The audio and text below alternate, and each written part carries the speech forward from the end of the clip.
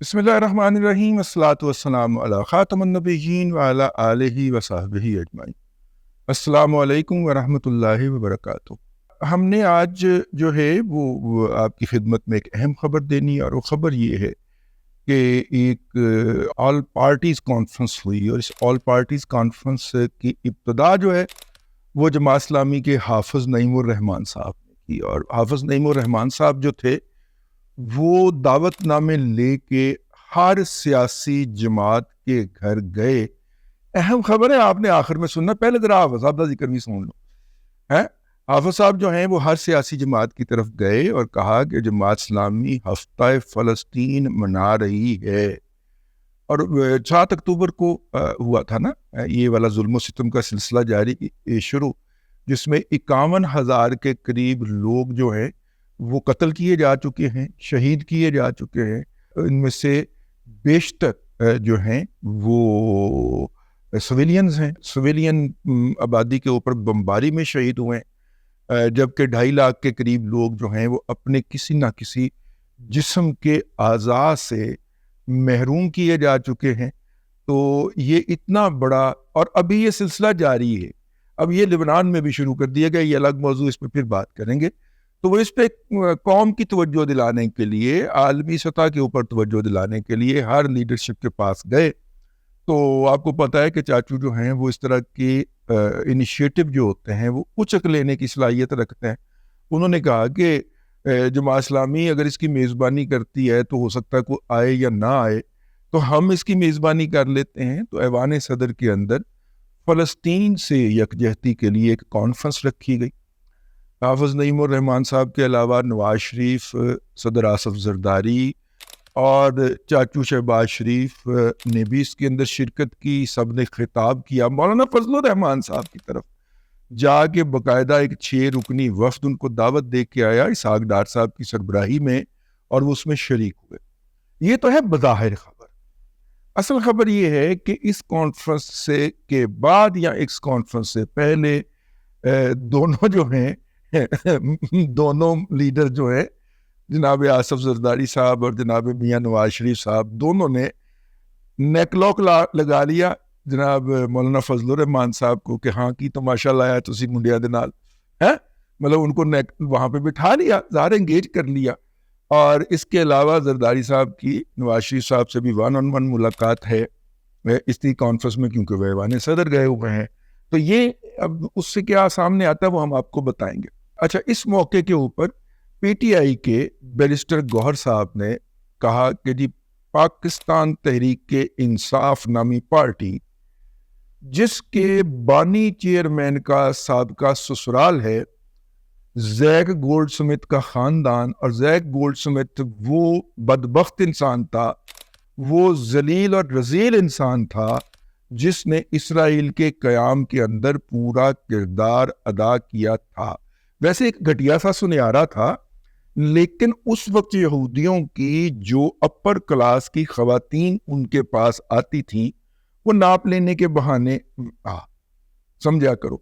تو اس کے بعد پھر وہ اتنی کہ وہ مطلب یہ جتنے بھی تینوں بچے ہیں یہ شادی سے پہلے ہی پیدا ہو گئے ہوئے تھے، یہ جو زیک اور اس کی ہمشیرہ، ٹھیک ہے۔ تو اس لیے چھوڑے اس بات کو، مطلب وہ اس طرح کا گھٹیا آدمی تھا، ظاہر حرامی تھا اور آگے بھی تھا، تو اس نے حرامیوں والی حرکت ہی کرنی تھی، اسرائیل کسی حلالی کی حرکت نہیں ہے۔ تو وہ جو ہے موصوف جو ہیں، اللہ آپ کا بھلا کرے، اس کے خاندان کا داماد، اور داماد آپ کس کو بناتے ہیں؟ جس کو آپ بیٹا بناتے ہیں۔ اور ہمارے پنجاب کے اندر تو داماد کو بیٹے سے بڑھ کے عزت دی جاتی ہے سسرال کے اندر، ٹھیک ہے، لئی بھی ہے تو دیتی بھی ہے عزت، ٹھیک ہے نا۔ ایس گلوں میرا مطلب ہے کہ پتہ ہے کہ ہماری تہذیب کے اندر تو جو داماد ہوتا ہے اس کی عزت بیٹے سے بڑھ کے ہوتی ہے، ٹھیک ہے۔ تو اسی طرح سے میرا مطلب ہے ان کے ہاں بھی بیٹے کی عزت سمجھا کر تو پھر داماد نے بھی تو کچھ لوٹانا ہوتا ہے نا۔ تو داماد کے 2 فرض ہو سکتے ہیں، ایک تو وہ کہ وہ ان کی بیٹی کو راضی رکھے، اس کے نان نفقہ اور پوری سہولیات کا خیال رکھے، ایک تو داماد کا یہ فرض عین ہو سکتا ہے۔ اور دوسرا کبھی کبھی سسر صاحب کے مفادات کہیں پہ پھنسے ہوں تو وہاں پہ اپنی جان پہ کھیل کے تو وہ ان مفادات کو نکالے. تو اب جو سسرائیل ہے انہوں نے جناب اللہ آپ کا بھلا کرے ظلم و ستم گری کا, قتل و غارت گری کا نہ صرف کہ بازار گرم کیا ہے بلکہ پورے عالمی میڈیا کے اوپر یہ پابندی لگائی ہے کہ وہ جن کو قتل کر رہے ہیں ان کو دہشت گرد کہا جائے. وہ 6 ماہ کے بچے جو ہیں جو جلا کے شہید کیے جا رہے ہیں ان کو دہشت گرد کہا جائے. اور یہ جو بدماش امپورٹ کر رہے ہیں بھارت سے, وہ جو جہاں پہ جنگ ہو رہی ہے روس سے یا ایسٹرن یورپ سے, جو یہ یہودی امپورٹ کر رہے ہیں اور وہ یہاں پہ آ کے قتل و غارت گری اور عصمت دری کا بازار گرم کیا ہوا, اس کا تذکرہ نہ کیا جو اسے سیلف ڈیفenس کہا جائے. تو یہ چونکہ میڈیا مین اسٹریم میڈیا نہیں یہ بات نشر کرتا کہ فلسطینی جو ہیں وہ مظلوم ہیں, تو اس لیے اس طرح کے سمبلزم اس طرح کے ضروری ہیں. اور اس کانفرنس کی اہمیت اس لیے بھی ضروری ہے کہ شاید ہمارے کچھ ذمہ دار افراد کے پاس یہ ذمہ داری ہے.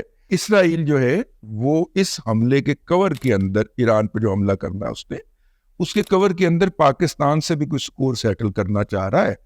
اور امریکہ بہادر کے جان بائیڈن نے تیاری پکڑ لی ہے کہ جب وہ راکٹ پاکستان پہ گر جائیں گے تو امریکہ فوری طور پہ انٹرفیئر کرے گا. جی وہ غلطی سے آگے سے جی جانے دیں جی بچہ ہے جی وہ اس کی ادھر لڑائی ہو رہی ہے. تو اس لیے ادھر سے بھی ایڈوانس کے اندر انتظامات جاری ہیں چپ چپیتے. لیکن اسرائیل کو اعتماد یہ ہے کہ اس کے داماد نے پاکستان کے معاشرے کو اس طرح سے تقسیم کر دیا ہے کہ جیسے ہی اسرائیل کی طرف سے کوئی حرکت ہوگی تو یہ BLA جیسے ٹیررسٹ کتے جو ہیں یہ اندر سے پڑ جائیں گے. یہ افغانڈو جو ہیں TTP والے یا خوارج جن کو ہم کہتے ہیں یہ پار والے, یہ پیچھے سے پڑ جائیں گے. ادھر سے اسرائیل حملہ کرے گا, ادھر سے افغانڈو کرائے کی بندوقیں جو ہیں یہ جو بکاؤ مال جو ہے وہ پرلی طرف سے حملہ آور کر دے گا, TTP اندر سے ایکٹیو ہو جائے گی اور پاکستان اس کا مؤثر جواب نہ دے پائے گا. وہ اس اعتماد کے ساتھ کوئی 2-4 راکٹ ادھر بھی مارنا چاہ رہے ہیں. یہ میں کسی فورم پہ تھا گزشتہ رات ڈیجیٹل آن لائن فورم کے اوپر, تو وہاں پہ یہ بات کچھ لوگ انگریزی میں ڈسکس کرتے ہوئے پائے گئے. انہوں نے کیا کہ بابے نو کیڑی انگریزی آتی ٹھیک ہو, تو وہاں سے میں نے یہ انفارمیشن ایکسٹریکٹ, ٹھیک ہے, حالانکہ انہوں نے پتہ نہیں کہ بابے نے 1986 ਦੇ ਵਿੱਚ MA ਇੰਗਲਿਸ਼ ਕਰ ਲਿਆ ਸੀ. ਨਹੀਂ 86 ਨਹੀਂ 88 ਦੇ ਵਿੱਚ 88 'ਚ MA ਇੰਗਲਿਸ਼ ਕਰ ਲਿਆ ਸੀ. ਤੇ ਚਲੋ ਕੋਈ ਗੱਲ نہیں.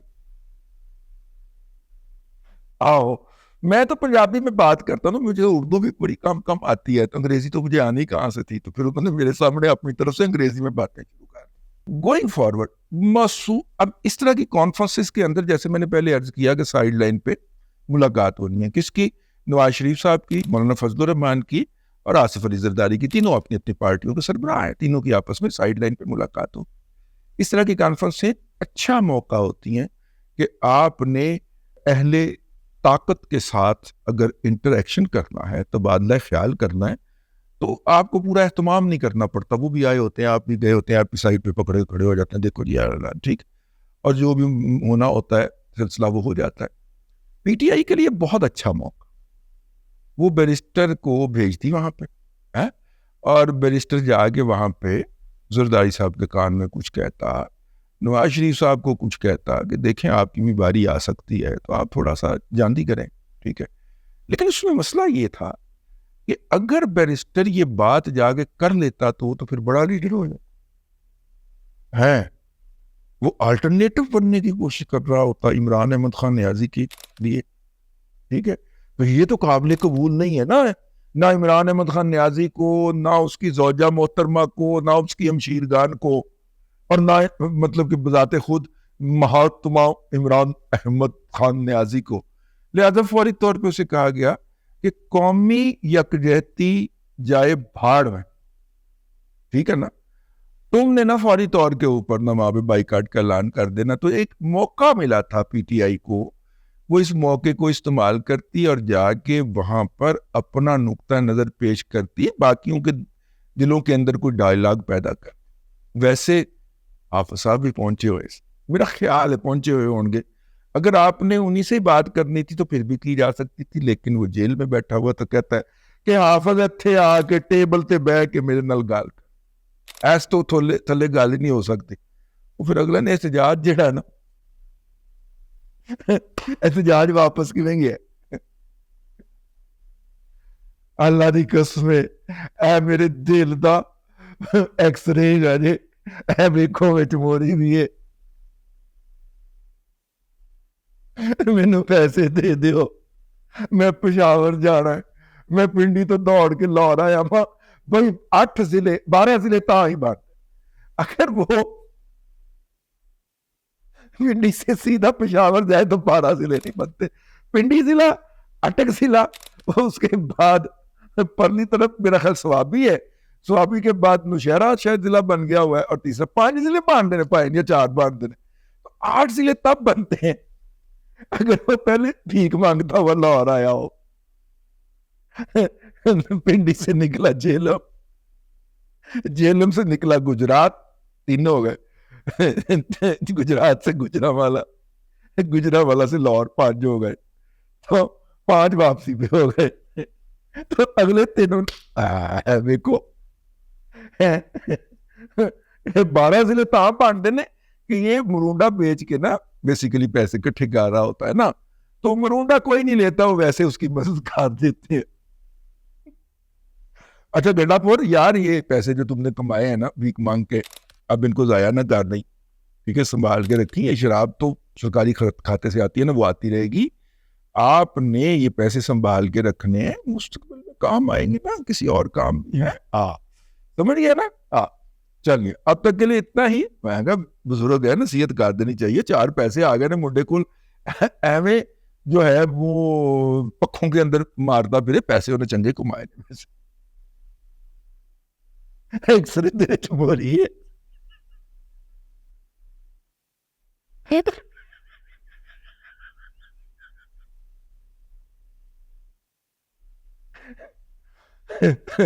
اللہ آپ کو آسانیاں عطا کرے اور آسانیاں خلق خدا میں تقسیم کرنے کی توفیق عطا کرے۔